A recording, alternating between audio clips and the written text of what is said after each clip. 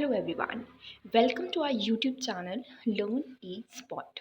आज बहुत दिनों बाद हमारे पॉलिटी के लेक्चर स्टार्ट हो रहे हैं, पर कोई बात नहीं। आज से हम लोग इस सीरीज़ को कंटिन्यू रखेंगे। आज का हमारा जो टॉपिक है वो है लाभ का पद। अधिकतर जब हम लोग भारत के पदाधिकारियों की बात करते हैं, फॉर एग्जाम्पल यदि हम बात कर रहे हैं, राष्ट्रपति की बात कर रहे हैं या बहुत से अन्य पदाधिकारियों की योग्यताओं के बारे में बात करते हैं, तो आप अक्सर देखते हैं कि एक टर्म यूज़ होता है कि इस पद को सुशोभित करने वाला व्यक्ति लाभ के पद पर नहीं होना चाहिए। अधिकतर होता क्या है कि हम इन चीज़ों को लर्न कर लेते हैं कि वो लाभ के पद पर नहीं होना चाहिए, वो इस पद पर नहीं होना चाहिए, पर हमें ये पता नहीं होता कि आखिर ये लाभ का पद है क्या, ऑफिस ऑफ प्रॉफिट है क्या। तो आइए इन छोटी छोटी चीज़ों को क्लियर करते चलें ताकि हमारा जो मकान है वो एक मजबूत मकान बन पाए, जिसकी नींव बहुत मजबूत हो। इन छोटे छोटे टर्म्स को क्लियर करेंगे तो आगे चल के आपके कॉन्सेप्ट बहुत बेहतरीन बन जाएंगे। ठीक है, तो आइए जानते हैं कि लाभ का पद क्या होता है, ऑफिस ऑफ प्रॉफिट क्या होता है। देखिए, लाभ का पद एक ऐसा पद होता है जिसके परिणाम स्वरूप आपको कोई सरकार से हेल्प मिलती है, या प्रत्यक्ष या अप्रत्यक्ष रूप से आप सरकार से वेतन ले रहे होते हैं या भत्ता ले रहे होते हैं या बहुत सारे अन्य प्रॉफिट ले रहे होते हैं। तो ऐसा पद जिसमें सरकार आपको प्रॉफिट कराती है, आपको वेतन देती है, भत्ते देती है, या बहुत सारे दूसरी अन्य चीज़ें, अन्य सुविधाएं प्रदान करती है, तो ऐसा पद हमारा क्या कहलाता है, लाभ का पद कहलाता है। ठीक, एक चीज़ तो क्लियर हो गई कि लाभ का पद है क्या। अच्छा, दूसरी चीज़ आपको जो क्लियर करनी है वो ये है कि लाभ के पद का वर्णन हमारे भारतीय संविधान में कहीं किया गया है।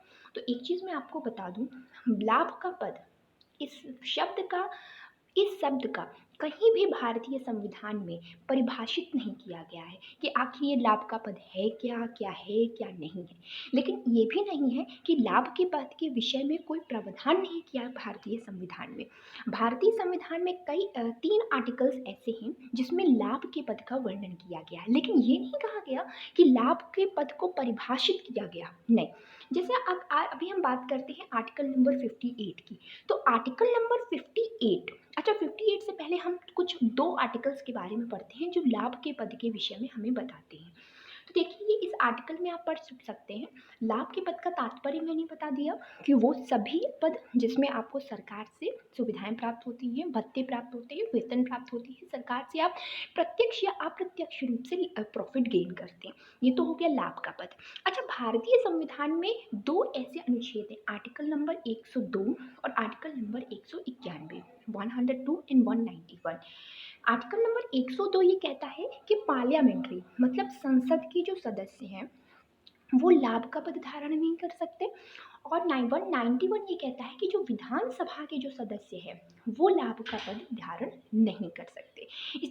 इस पूरे आर्टिकल को आप पढ़ लीजिएगा, मैं आपको कुछ डेप्थ में चीज़ें बता देती हूँ। देखिए, होता ये है कि जैसे मान लीजिए आप किसी लाभ के पद पर हैं, मान लीजिए, ठीक, अब आपको ही विधानसभा में सदस्य के रूप में या किसी भी पद में सुशोभित कर दिया गया। अब आप क्या हो सकता है कि आप अपने हित के लिए, आप अपने प्रॉफिट के लिए संसद के निर्णयों को प्रभावित कर सकते हैं। हो सकता है कि आपके पास ऐसी पावर हो जिसमें आप फंड एलोकेट कर सकते हो सकता है कि आपके पास ऐसी पावर्स हो जिसमें आप स्कॉलरशिप डिस्ट्रीब्यूट कर सकते हो सकता है कि आपके पास कोयला आवंटन करने की शक्ति हो या ऐसा पद हो आपके पास। और यदि आप ही विधानसभा में या संसद में बैठेंगे तो ये बहुत ही ज़्यादा मुमकिन है कि अगर आपका प्रॉफिट ना हो तो आप उस निर्णय को प्रभावित कर दें।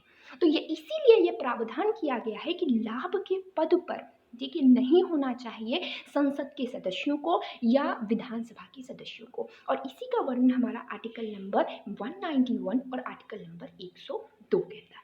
परंतु अभी अब मैं और आगे बात करूंगी।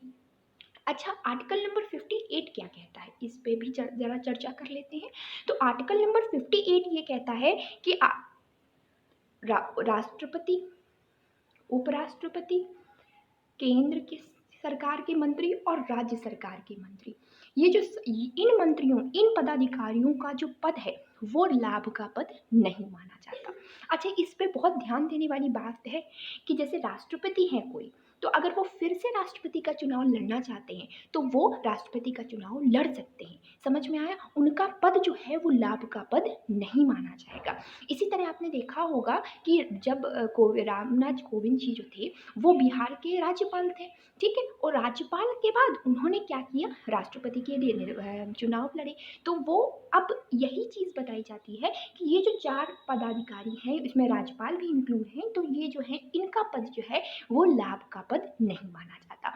तो हमने क्या सीखा कि भारतीय संविधान में कहीं भी लाभ का पद जो है परिभाषित नहीं किया गया, लेकिन आर्टिकल नंबर 58 में ये बताया गया है कि कौन-कौन से ऐसे लोग हैं जो लाभ के पद के दायरे से दूर हैं, और 2 आर्टिकल ऐसे हैं हमारे भारतीय संविधान में जो ये बताते हैं कि कौन-कौन संसद के सदस्य और विधानसभा के सदस्यों को लाभ के पद पर नहीं होना चाहिए, और यदि ऐसा पाया जाता है कि आप लाभ के पद पर सुशोभित हैं, उसके बावजूद आप कर रहे हैं, तो आपकी योग्यता, संसद के सदस्यों की योग्यता को कैंसिल किया जा सकता है।